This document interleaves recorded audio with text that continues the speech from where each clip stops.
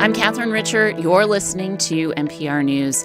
Behind all the headlines about ICE enforcement in Minnesota and protests, there's something else that's been happening here quietly. New online and in-person communities are forming in response to the Trump administration's immigration crackdown here. People are organizing food donations and deliveries. Others are driving people to school and work if they're afraid of an ICE encounter on their way. And coming up this hour, I'm going to be talking with two organizers with connections to Minnesota, sisters Adrienne Maree Brown and Autumn Brown, about how building community can support your mental health and how to stay connected even with people who see things very differently. We want you to join our conversation. You can give us a call at 651-227-6000 or 800-242-2828. That's coming up after these headlines. Live from NPR News in Washington, I'm Rylan Barton. In a combative hearing on Capitol Hill today, Attorney General Pam Bondi defended the Justice Department's handling of the Jeffrey Epstein files. Some of the criticism from lawmakers focused on what was and was not redacted from the files. NPR's Ryan Lucas reports. Some of the strongest criticism came from Congressman Thomas Massie, who helped spearhead the push to release the Epstein files. The Kentucky Republican said in the materials that were made public, the Justice Department redacted the name of an Epstein co-conspirator, but left unredacted a list of the names of Epstein's victims. Literally the worst thing you could do to the survivors, you did. And they're getting phone calls. A lot of these people didn't want to be known. Bondi responded in part to Massie by saying this. This guy has Trump derangement syndrome. He needs to get, you're a failed politician. Bondi did say the department has tried to fix certain redactions when alerted to the problems. Ryan Lucas, NPR News, Washington. 6 Democratic lawmakers who participated in a video urging members of the military to refuse illegal orders say President Trump is wielding the Justice Department to attack his political enemies. That's after federal prosecutors tried and failed to secure a grand jury indictment against them. NPR's Sam Gringlass has more. The Congress member said in the video that no one has to follow orders that violate the Constitution. Trump called the message treasonous, and federal prosecutors opened an investigation. Senator Alyssa Slotkin of Michigan says the grand jury upheld freedom of speech and the rule of law. Yesterday, 20 anonymous Americans who we will never meet, who made up that grand jury, told us more about the values of America than Jeanine Pirro or Pam Bondi or certainly this president. Slotkin referring there to Attorney General Pam Bondi and U.S. Attorney for the District of Columbia Jeanine Pirro, whose office has not commented on the attempted indictments. Sam Gringlass, NPR News, Washington. The nation's only federally owned utility, the Tennessee Valley Authority, announced today it's abandoning its plans to phase out coal power in favor of renewable energy. Pierce Gentry with member station WUOT reports. The TVA's shift in strategy comes after a months-long effort by President Trump to install board members loyal to his energy agenda. The new board voted Wednesday to strip renewable energy generation from TVA's strategic plan in favor of keeping its coal power plants, which burn millions of tons of coal each year. TVA Vice President Tom Rice heaped praise on the Trump administration. Without whom we would not be in the position today to recommend continuing to operate over 3,000 megawatts of beautiful, clean coal that will directly support energy resiliency, reliability, and low-cost power for the 10 million people we serve. Regional activists have accused the federal utility of rushing its decision with little to no time for input from the general public. For NPR News, I'm Pierce Gentry in Knoxville. And you're listening to NPR News from Washington. Support for NPR comes from the Skoll Foundation, dedicated to powering social innovators to transform the world. Learn more at skoll.org. And Jarl and Pamela Mohn, focusing on civil liberties, foster youth, public radio, and the arts. For NPR News in the Twin Cities, I'm Elena C. Authorities in Duluth say they believe a man fatally shot by sheriff's deputies last night was the suspect in a different fatal shooting in the city earlier in the day.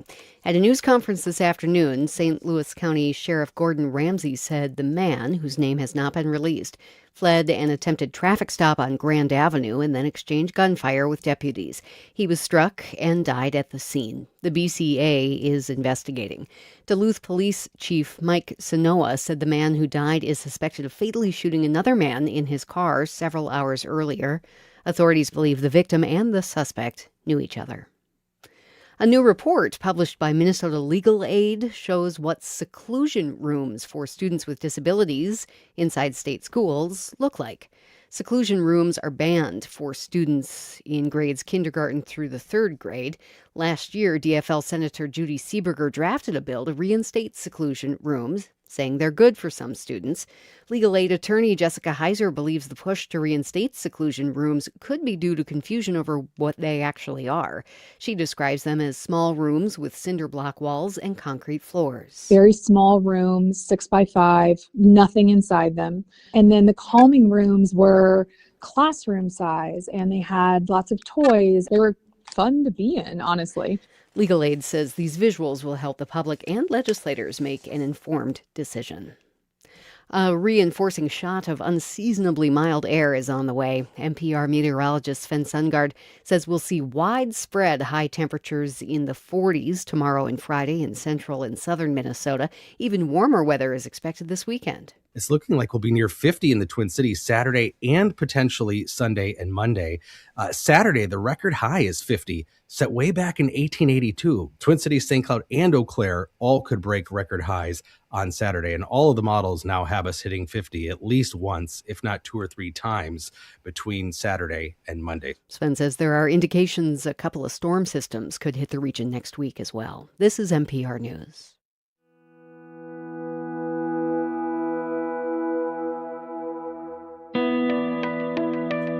Good evening. I'm Catharine Richert. You're listening to NPR News.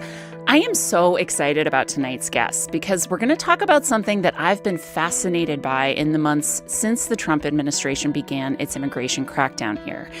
It's the under-the-radar, sometimes pretty anonymous networks of people who are coming together to support people who are afraid of being detained by ICE. And that support has come in all sorts of ways: rental assistance, food donations, rides to and from school and work. And every time I talk to someone who's been involved in these networks, they tell me the same thing, that they're getting to know people in new ways. They're meeting neighbors they've lived near for years but really didn't know, and they're finding communities with people they share values with. And I've been wondering what's going to happen to these networks if and when this immigration crackdown ends. Will they dissipate? Will they continue to grow and thrive? And how are all these networks helping people find connection in a political and historical moment when the world feels pretty isolating?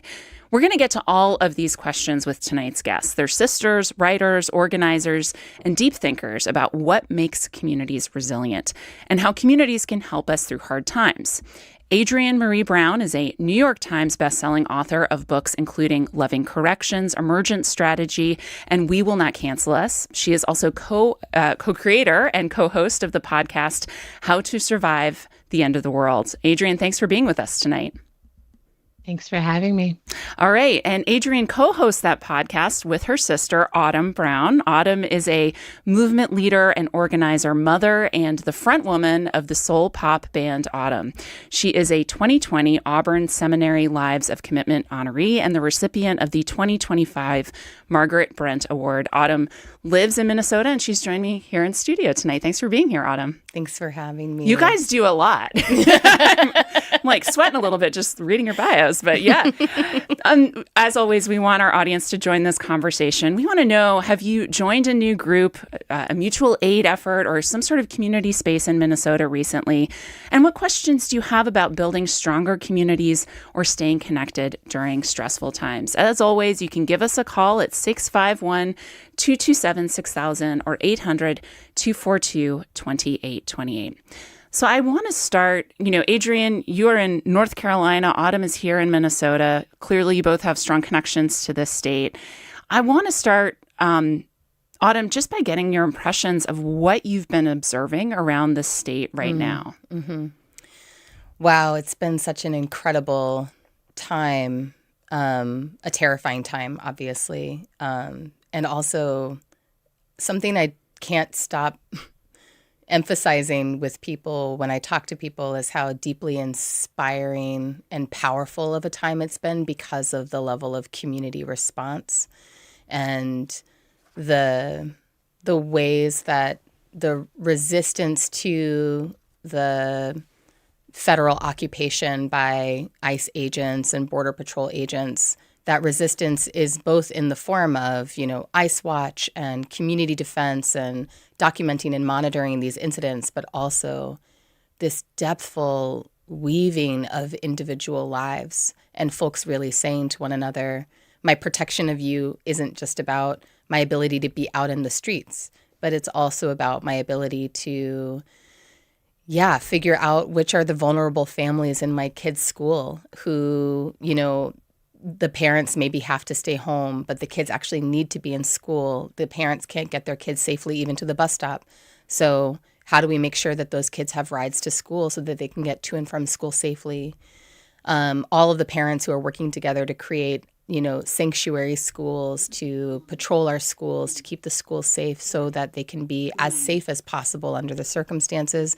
That's happening here in Minneapolis. It's also happening in St. Paul and Richfield and Bloomington, in St. Cloud, in Mankato, Rochester, where I live. Rochester, right? Yeah. It's happening, folks from outside of Minnesota, I think, it's much easier to see right now what's happening in Minneapolis, particularly in South Minneapolis, because it's one of the highest ICE enforcement zones in the state. But I think it is really important to emphasize for people, for your listeners, to understand that these networks of mutual aid, support, and care and community protection that are about weaving our lives together, that is happening all over the state. And I'm connected to people in other parts of the state and hearing, the community defense work does look different, especially in places where it's more spread out and it's harder to see what ICE is doing. And we can talk more about that later. But it's not making. It is making. I've seen headlines about this. Obviously, right. really in the local papers. Yeah, right. In the news here, but it's maybe not something that someone maybe in a different state when they turn on the TV. That's not the headline they're necessarily encountering. Adrienne, I understand that you were just here for a visit. I mean, what were you seeing? Where did you go when you were here, and how were you sort of absorbing what you saw? Yeah. Well, I came. Basically, as soon as stuff started happening, I was trying to figure out how I could be there with Autumn and her kids. And luckily, we had already scheduled to participate in the Great Northern Festival. Mm-hmm. So I flew in. We went to the festival, which was beautiful. But I'll say from the moment I landed, I was taken by how clear the conflict is, how clear it is that a war is going on. From the moment I landed in the airport, it was, I could feel in my system like high alert. I could feel the presence of ICE there in the airport. As you're driving into the city, you start to see all the resistance signatures from the communities, the neighborhoods, on every bridge, all along the highway, signs for ICE to go home in all manner of beautiful language. And what can we say on the radio? Yeah, be careful there. I'm assuming that since most of the folks listening are hopefully also in Minnesota, but it's actually really thrilling. I've seen some people joking about that, but like what it takes to have people who communicate with the care that people do in Minnesota to be so brazen with their language and so brave with it in this moment is powerful. But then, coming into the neighborhood, because I was with Autumn, she was sort of helping me start to see ICE driving through the neighborhood, see what the vehicles look like, see what some of the signatures are of when you're seeing a car that doesn't have a license plate or these different things. And it was like terrifying, but also it felt like since I left, I've been describing it as like kind of like the Matrix, where it's like you just get plugged in and it's like, here's what you need to understand in order to survive in this environment. And that's a lot of what I witnessed, was a ton of survival. And so then we went to the Great Northern Festival, and it was like a room full of people who have been in this for months now. And I could feel the exhaustion. I could feel the bravery and the courage. I could feel the love that people have for each other, for their neighbors, for this place, and for who they are becoming. And that's what felt maybe most prevalent, is that it's like a switch has flipped, and Minneapolis is like where adapting into the next level of ourselves, the next level of what humanity needs to be in order to survive this time. Say more about that, Adrienne. Away. Like, what do you mean? Like, what have you seen specifically that it sounds like gives you some hope here? Oh, a ton of hope. I left with so much hope. I left with such a sense of like, this is exhausting and this is hard, but this is what we all, like everywhere I'm going now, I just keep being like, y'all, we have to really learn from how each city is resisting ICE, but not just in this country. Like we have to learn from how every community around the world is resisting fascism, like fascism and authoritarianism and this kind of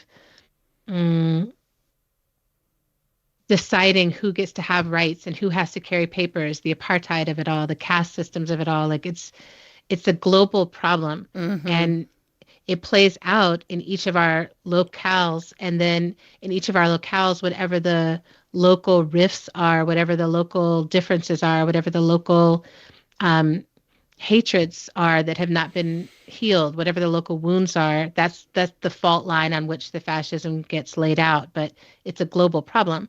So in Minnesota, I think the biggest thing was there was not a time when I was outside where I felt like we were crossing people who just weren't paying attention or weren't tapped in or weren't part of the solution.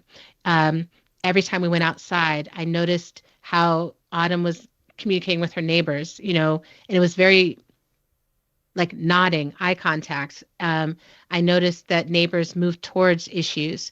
I noticed that, when I asked Autumn to show me like how is the communication actually working, and she walked me through it, and I was just like, this is astounding. Like just the scale at which neighbors are neighboring actively, as if my neighbor is my business and my neighbor is my charge, and my safety relies on the safety of my neighbors as well. And none of us are safe, so we have to make a different standard for what our togetherness yields. All of that felt really tangible. Like I literally came home today. I came home and there was some police action happening down my block here in North Carolina. And I think normally I would move away from that. I'm a Black woman in the South. I live alone. I'm like, I don't go towards the police. But I was like, well, I'm a neighbor. And some of those cars look like they could be SUVs. And like, I just like a different thing tapped in and I walked towards it. Wow. And I found other neighbors and we talked. And I was just like, what do you see? And quickly I found, my neighbor was like, well, they're not wearing masks and they do seem to have these outfits and they're, but we quickly just like did the thing that I was like, this is our Minneapolis moment, Well, and Adrienne, this is what your latest book is about to some degree. And I was listening to an interview you did with Krista Tippett on Being, which of course is a well-known name to the NPR audience here. And you talked about organizing with integrity. And I was hoping you could just expand on that idea a little bit. Is that what you're seeing here in Minnesota? Absolutely. One of the things that Autumn said to me a few times, because I was really like, from outside looking in, it's hard to see all the layers of everything. It's the thing that gets the attention on the news is like the worst things.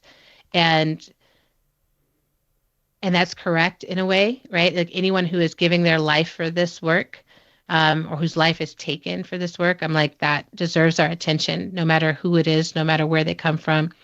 But it's much harder to tell the story of what is actually happening on the ground and what is so moving, which is that at a certain level, everyone is saying no to this in order to say yes to each other. And one of the things Autumn pointed out to me, and Autumn, maybe you can talk about this more, is that like when folks are coming together, they're not coming together and talking about ideas and trying to convince each other about who has the best idea. They're coming together from a place of care and getting very tangible about like, what is the care you need? Here's the care that I can offer.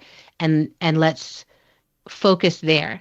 And it's really made me think about how ideas really can be tools that divide us from each other. They can be used against us, even if it's an idea that starts out feeling good, like the American dream.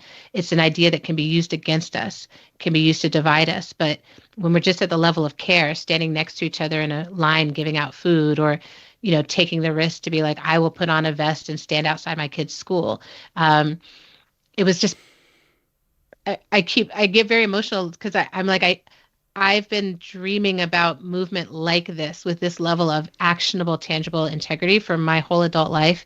And while also hoping that we never had the conditions where we got tested and needed to become these people. Yeah.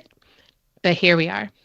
If you're just joining our conversation, I'm talking with Adrienne Maree Brown and Autumn Brown about resilient communities and how they can support our mental health, help us get through hard times.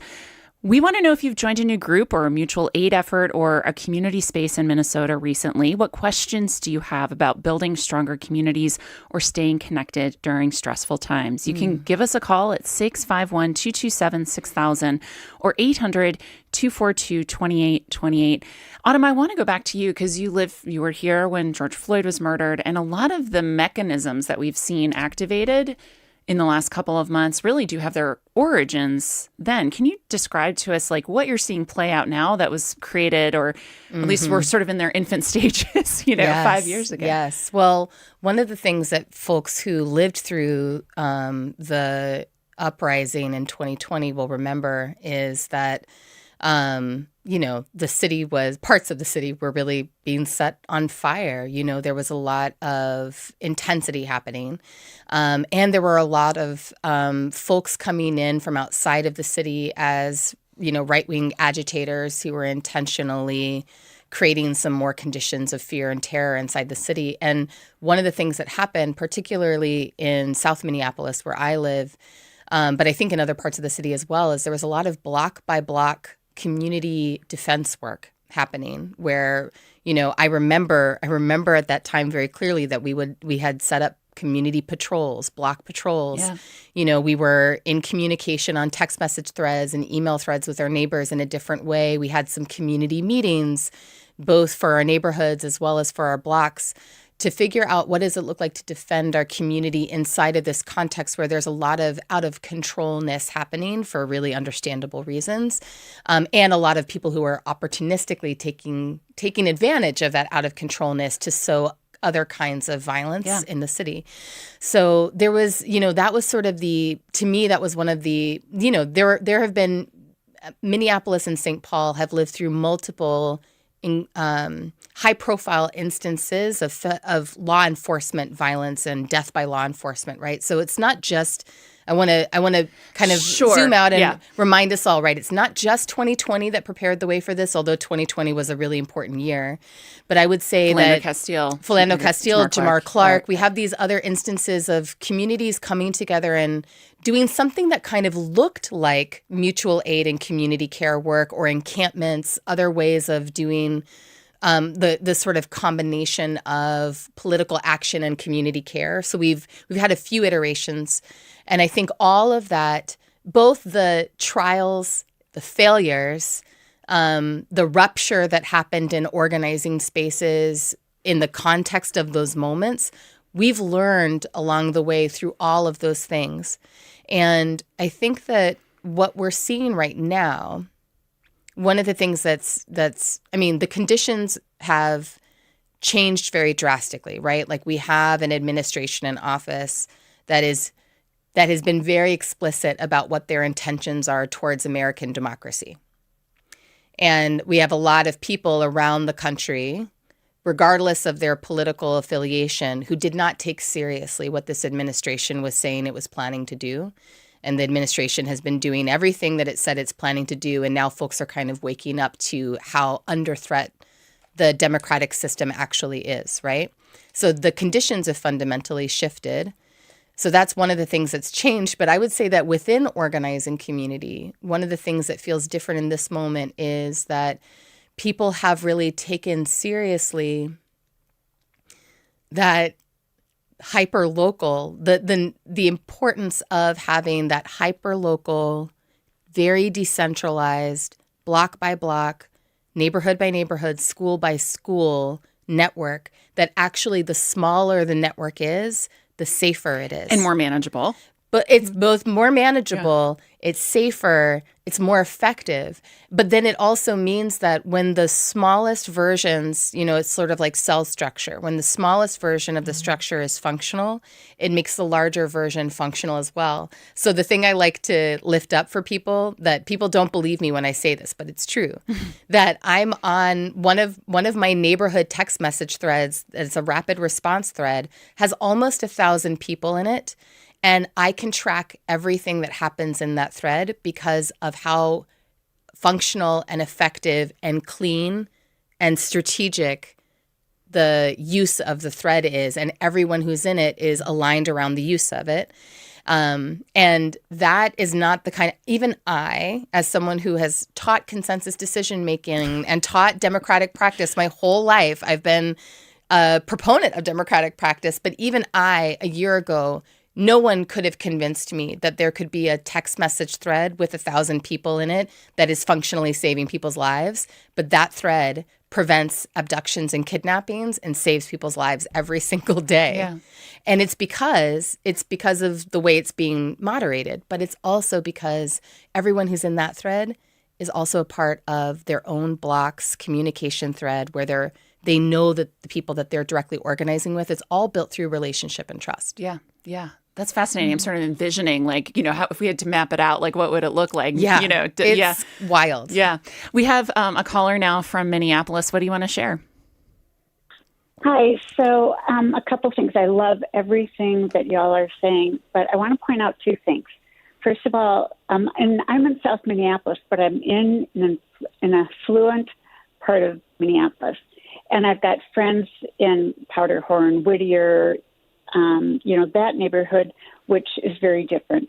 And I see it working exactly how you describe in those neighborhoods. But in the neighborhood that I'm in, we have a rapid response. It was probably the last one to form. And it's very different. People are not connecting like I see my friends on the other side of the lakes connecting. So it is slightly different, and it's something I'm very envious of for those people. Yeah. So that's one. But the second thing is my fear is that we are going to not keep this together, that God willing, this invasion ends soon. And people maybe forget or get distracted by other things in their life. Well, I want to ask both of our guests about what you're bringing up here. Adrienne, what do you see as sort of the secret sauce to continuing to build these communities? And why is it important both from, just sort of the logistical neighborly aspect, but also for individuals? Like this woman saying, I'm envious. I want that. Clearly there's something she's missing out on that she wants. Well, I think in order to answer this, I will sort of pull back to a larger historical picture, which is, we live in a country that was founded through genocide and slavery and apartheid and all the same things that we are fighting everywhere and that they never healed and we're still in them. We're in the sort of open wounds of it all. And the only way it works to have a government that causes this much harm to the people that are in it over time is if there's a normalization of the violence and then there's a lot of distraction. So the whole story of the United States is it's constantly like someone going through the Wikipedia, but before that it was through the history books or whatever, and constantly telling a story where everything that happened, it was worthwhile in the past.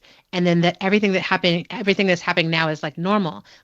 Here's the football game and here's the Grammys and here's this hilarious night show or whatever. So everything is trying to normalize everything, right?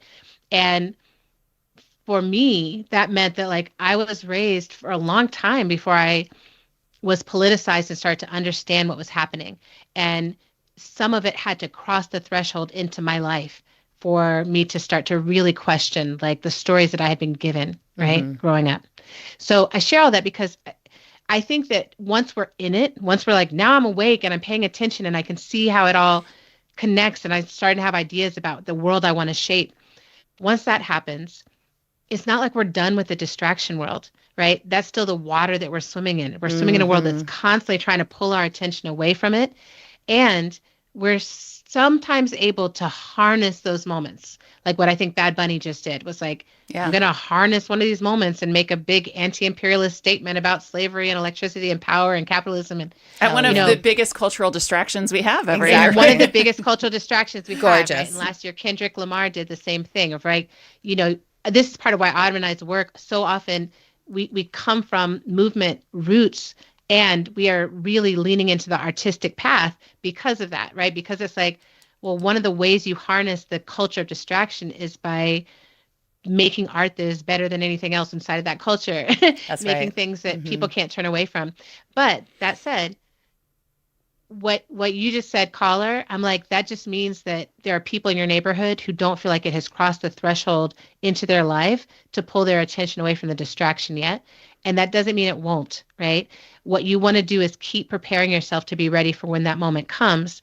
And then you might have to be the instigating force. You might have to be the one that's like what I did today, like I'm going to walk down and meet a neighbor, and even though this is not a high alert situation in my neighborhood right now, my expectation is that it will be. I think the other thing is there was a question of like, will it last? And what I love to say is like, we stagger the crises and we stagger the reactivity. Like I'm sure that everyone who's in it right now could use a break, right? Like I think it'll be helpful whatever moment ICE pulls out of there and there's some space to recover. And some things might go back to normal, but this infrastructure now is there, right? And if things don't, and when I say back to normal, even that's in quotes, because I don't really believe there's a backward motion available at this point. I think everything is actually moving forward towards a collapse and reimagination of what we are and could be. But I do think that even inside of that, there's like, at the end of the day, we all have to rest, right? So if you think of it as this has been like one long day of activity, and at some point a rest has to happen. And it's okay that that happens because now that muscle memory is there for the next time you need it. And I think with the combination of democracy collapsing, fascism growing, climate catastrophe coming, and then just the reactions of the world to the crisis we have caused them now coming back towards us, I think we're going to be in high alert situations for probably the rest of our lifetimes. And so I think that the networks we're forming, like each round of crisis is a repetition of practice, a chance to get better and better at being community. And at some point, I think we swing all the way on the pendulum, and then that becomes the norm. And maybe a lot of the global and social media culture falls away, and a lot of our life is that local networked space. So we'll see. That's my prediction a little bit. I'm always wondering, like, how do we still be in touch with each other even when we have to be hyper-local because of all the situations we've created? How do we be hyper-local and just global people? Yeah, right. Solve the big problems. Yeah. Yes. If you're just joining our conversation, I'm talking with Adrienne Maree Brown and Autumn Brown about resilient communities and how they can help us get through difficult times. We want you to join our conversation. We want to know if you've joined a new group, a mutual aid effort, or a community space in Minnesota recently. And we want to know what questions you have about building stronger communities or staying connected during stressful times. Give us a call at 651-227-6000 or 800-242-2828.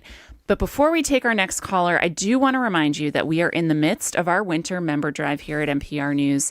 We are working overtime to ensure that you have the news you need. We have photojournalists on the streets, reporters in the courtrooms, producers and editors, and technical directors right now working around the clock. And we're working hard to bring you the best local news when it matters most. Your support protects trusted journalism for everyone. Go to nprnews.org and give today. Okay, back to the conversation here. We have Virginia in Minneapolis on the line. Virginia, what do you want to share? Hi, yes. So I have, I would say, deep roots within the East Phillips neighborhood. And just recently, we joined an effort, my sister and I joined an effort to pack food at our local church. And it was just so heartwarming to see that no matter what brought those people into the space, that once we were there, you could feel the sense of community. And even though there was no talking, we were all there with the mission of, like, how can we make our space, our community better? It was really heartwarming to see how much 70 people with a mission can accomplish in under an hour. Mm-hmm. And it was something that really spoke to me, because in all of this despair, and I would say in South Minneapolis, right off of Lake Street, we've been hearing the whistles, we've been hearing the horns every single day since this started. And that was just a space where we all felt, safe, and that we were not only acting for our community, but just in response to the horrific things that are happening. Yeah. And that sense of community, I would say, is unbeatable. And I forget the speaker's name. I believe it's Adrienne. Yeah, but Adrienne when and she Autumn, mentioned that we're in the re-envisioning phase, that is something that really gives me a lot of hope, because we cannot continue this way. And it's up to all of us to stand up and find a lane where we can make a difference. Thank you so much, Virginia. I feel like there's a lot to talk about there, Autumn. We've been living in a time of just social isolation in general, right? We had the pandemic. People feel very politically divided right now. And also, I feel like people are busy and they're on their phones or whatever. You throw all those things into the same pot and it gets hard to make those connections. And I think what I heard Virginia saying was two things. One, it felt really good to do something to help, right? Mm-hmm. But also it felt really good to be in that space. And I'm wondering if you can talk a little bit more about how these community networks are helping people who might be struggling with their mental health or really stressed out in a very stressful time. Oh, yeah. Yeah. Thank you, Virginia, for your testimony. I feel like Adrienne's heard me say this before. I've said it to a few people now, that I really have this clarity that I wouldn't wish these conditions on anyone, but I do wish these skills on everyone. The skills and relationships that we're creating through these networks. And, what I personally have gotten to experience, the night that Alex Preddy was murdered, there was a citywide vigil. Yeah. People all over Minneapolis stepped outside with their candles lit. And on our block, we had one neighbor who offered to make chili and have a fire in the front yard, and another neighbor who reached out to me because she knew I was a singer and was like, would you be willing to lead some community songs outside as a part of the vigil? And maybe we can walk around the block and sing for people who can't leave their homes. And so that's what we did. We just went out in the deep cold. Everyone probably remembers it was like 10 below that night.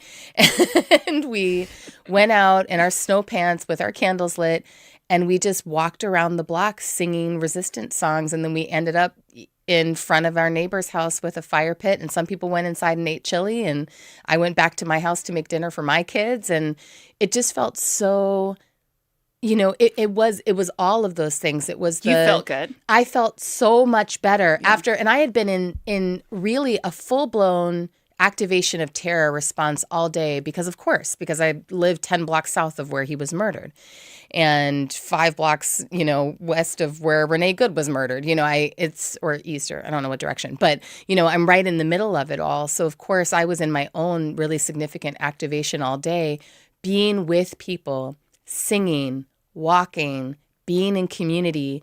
I mean, it's as Virginia said on the call, you cannot overstate the importance of the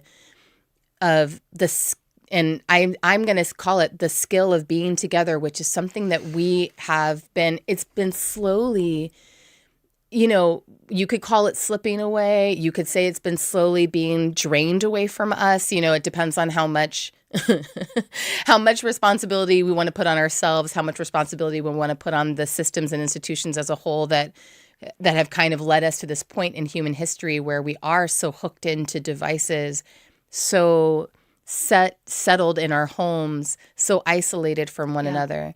But we are actively in real time, like through these networks and through the work that is happening through schools and churches and community organizations to pull together food through the mutual aid funds that are creating rent assistance and food assistance and supplies and first aid for families through these networks of people who are driving kids to school. We are actively relearning in real time how to actually be community members. And that, I'm a big believer in therapy. I go to therapy. I love therapy. I think everyone deserves therapy. And if we weren't so isolated as a society, Maybe like if we our wouldn't need it as society, much, yeah. right, if our society, if we were more intact as a society, Yeah.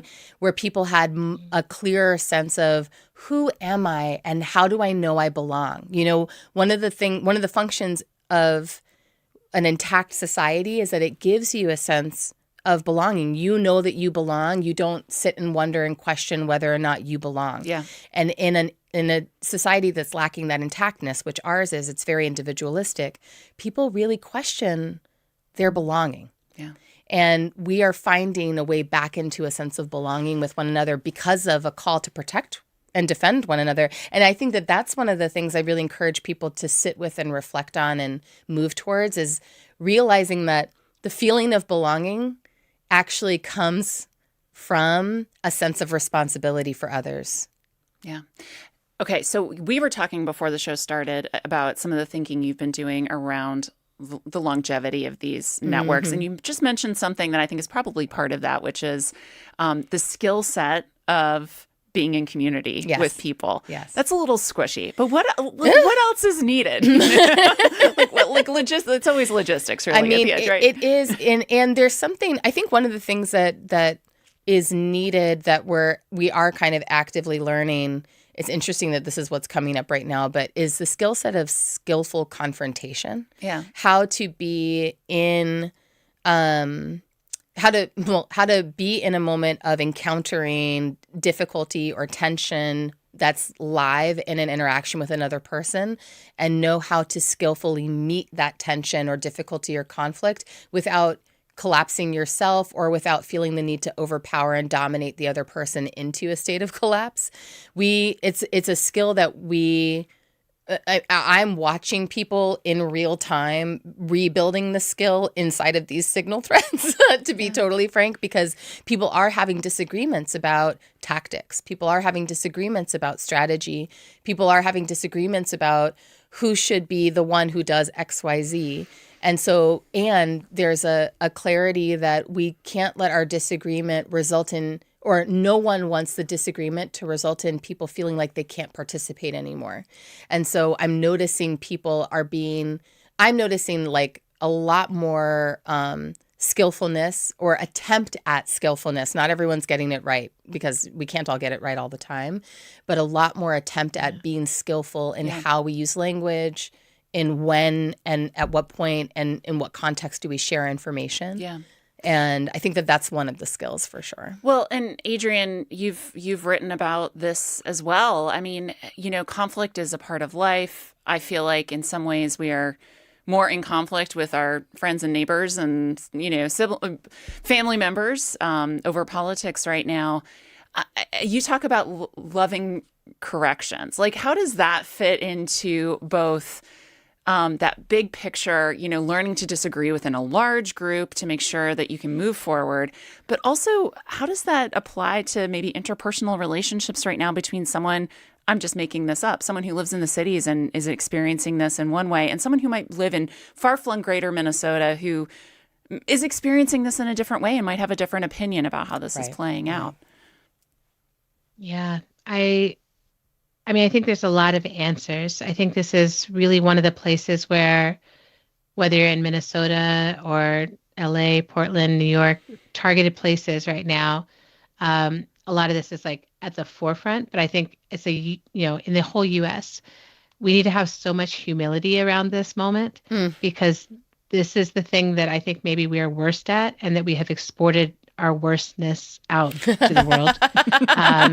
What an export. When it comes to, we're just like, do you want to not know how to fight clean, fight fair? Do you want to only be able to handle stuff by either people want to be right. violence people or just want to be right. Do you like to be right all the time? I don't. Well, it's so interesting, right? Because I'm like, I wish people did want to be right. I have a sense that and I'm a Virgo, so I'm biased, but I have a sense that there is something right in the world, and very little of it has to do with the ways that we currently argue about ideology at all. I think there's something right. Like when I heard Autumn explain to me, like how how it feels to be in a community where people are like, we're willing to risk our lives for each other because it's the right thing to do, because we're neighbors and we're responsible for each other. And I was like, yeah, I think people know that. Like, I think people know that it's right to protect children. I think people know it's right if you see someone dragging a child away from their parents, that you intervene on that. Like, I think there are things that like are, as a community, as a collective, there's a rightness there. And then how did we get so wrong about it? And I think this getting us to fight about things that are not really even changeable, right? It's like, oh, you and I arguing about this is not going to change any of what's happening to our neighbors, to our community, to anyone else. I'm always like, how do we stay connected to each other? Because staying connected to each other it's right. It's actually the truth. The truth is we live on a shared planet, and the air, the water, the earth, every single thing is shared. We all rely on the shared resources, and no one has a hold over them. No one gets to take all of them and hoard them. And no one gets to erase the people who they don't want to share them with. And that's part of what's happening at the micro level now. And social media has fed this with bots and trolls and just sharing this energy that's like the right way to talk to someone is to be like, well, you did. I'm like, you would never come talk to me in my face like that. I assure you, it would not go well. You would never talk to a person like that. But it requires being curious, to think that right? that's a way to do conflict. Well, it's curious, and you also have to have a sense of like, either you matter to me or you don't. If you don't, I can disengage, right? Like, there's not all this heat and passion and the need to do something.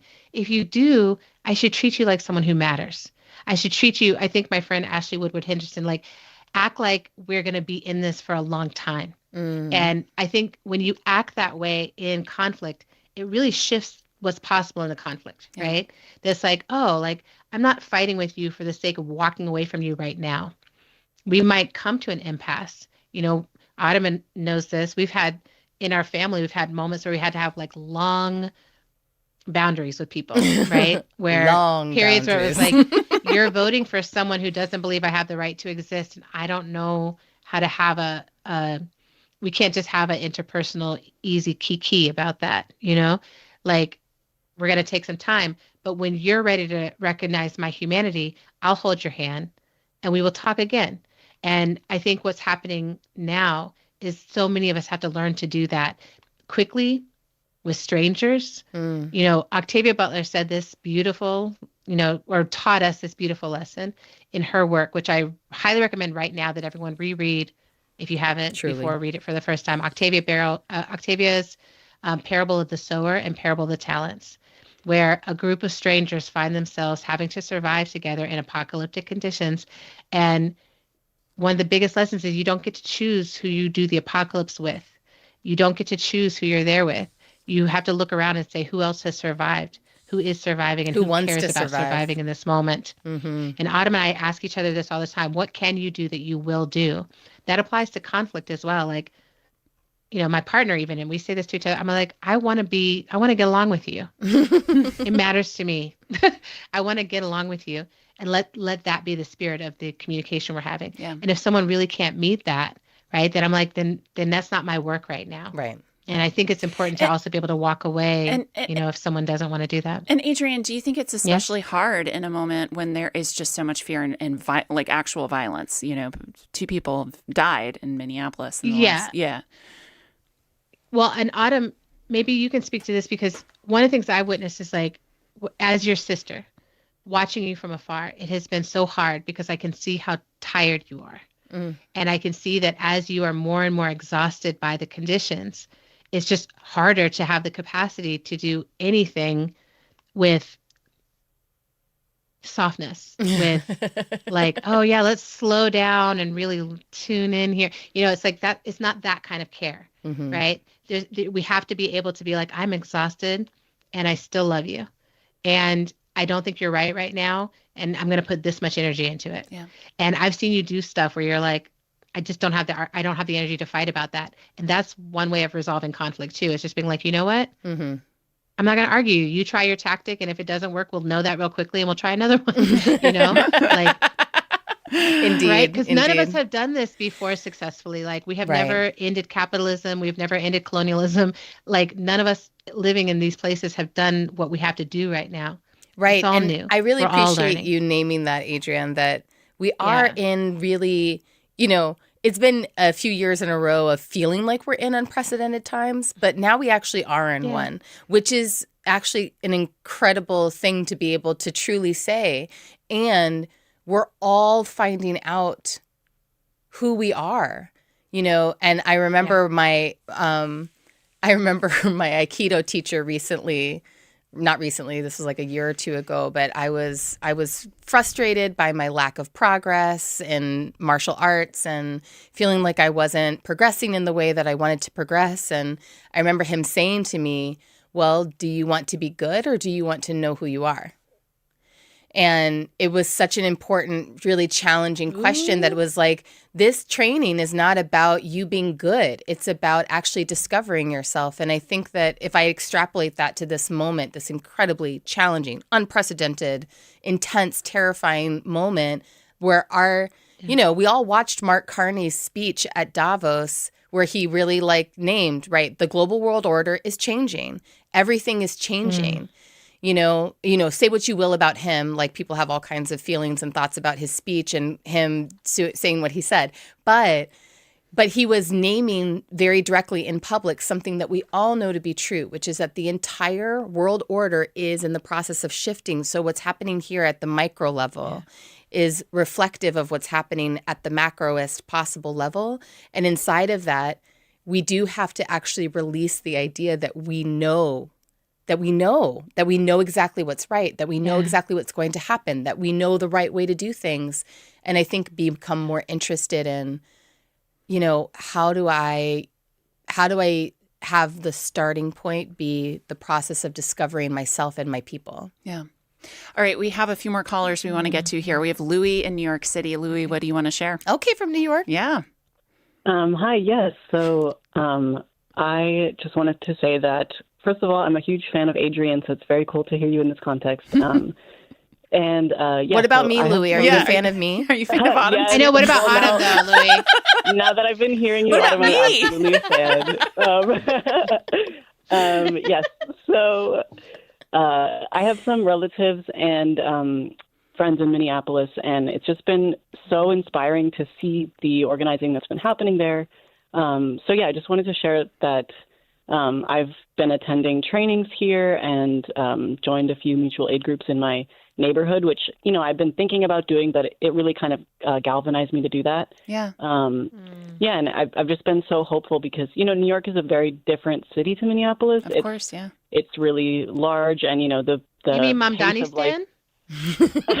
Yes, exactly. Mamdani Stan, we're under Shakira law. No, but New York, you were talking about distractions before. It's like the core of distractions here.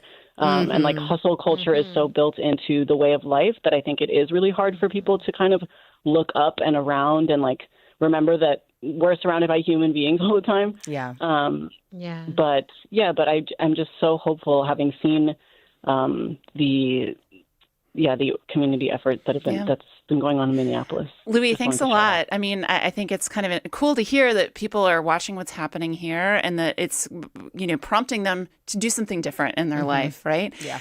We have Kim and Matamidi. Kim, what do you want to share with us? Hi there. I'm actually a retired clinical psychologist, so I appreciated the comments about how important mental health and therapy is. I raised my daughter in South Minneapolis, Linden Hills, highly white, wealthy area, right next door to Edina.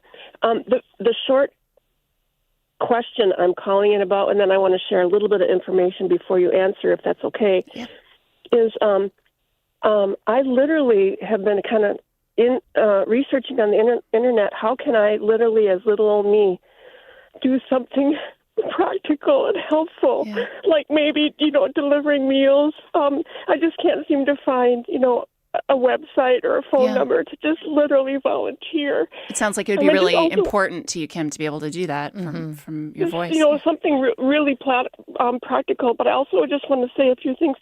Thank you. This is such a critical, you raise the motivational spirit of this dialogue, which is, I'm lonely, I live alone, 67.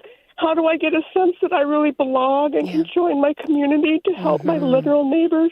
I also appreciated your comments about skillful confrontation. I have a suggestion about the answer to that. Is that maybe we can, this is something I could volunteer to do. I think we literally need to just teach short workshops about active listening where we literally shut our lips Right. and Yes. listen to the question. Listen to the question. And active listening, which I learned in nursing school a million years ago, is literally to just close my mouth and repeat back. Yeah. So what I hear you saying is that you're really scared. I'm scared about how to help.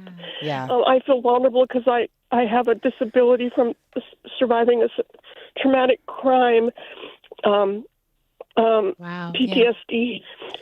So active listening, I just want to ask, when I hang up, you can tell me the name of Adrienne's book. You're amazing.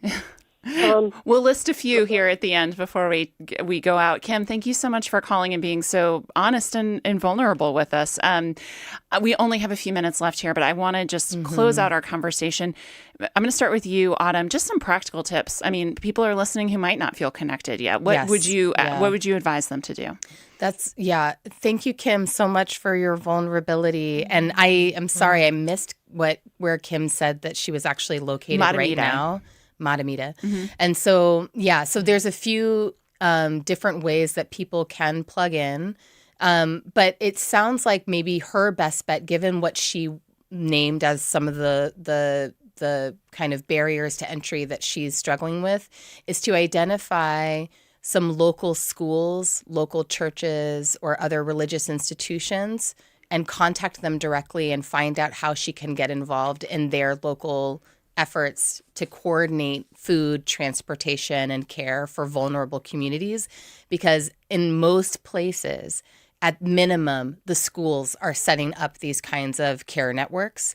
And oftentimes it's the religiously affiliated institutions also that have the connections to vulnerable community members.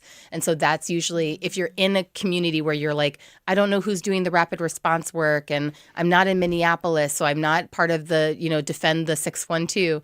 If you're kind of outstate, then contacting the local school district, local religious institutions is probably going to be the best bet for finding a way to plug in as a volunteer. Yeah.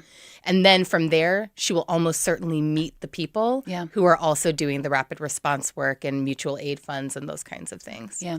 Adrienne, we have about a minute and a half here left. Just for people who maybe can't, do this work or like it's new to them. I mean, what sort of advice would you give someone who really wants to flex those civic engagement muscles for the first time?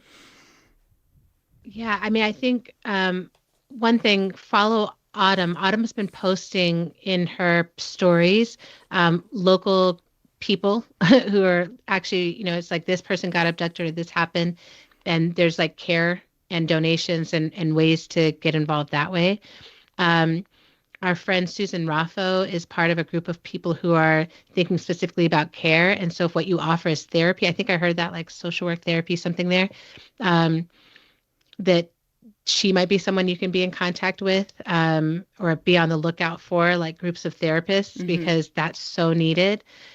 Whatever it is you already do that you're already called to do in the world is probably part of what's needed right now because we're trying to build a whole nother world, but it's a world where it's still us there. Yeah. We're still going to need therapy. We're still going to need chefs. We're still going to need childcare. We're still going to need writers, hopefully, and people who curate memes or whatever it is.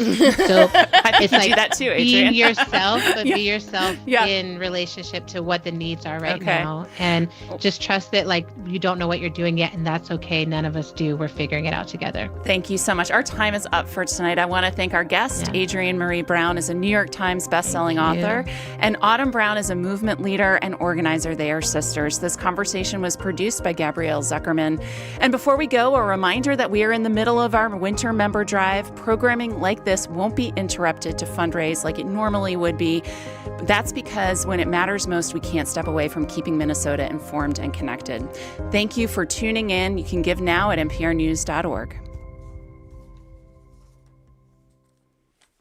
I'm Matt Sepik, a reporter here at NPR News. Being a Minnesotan, it's a scary time, it's an uncertain time, but I feel more driven than ever to do the work that I've been doing for the past 25 years. This is the most important story that I've ever covered in my career as a journalist. Please become an NPR member by donating any amount. Help us keep you and your neighbors informed and connected. Give now at nprnews.org.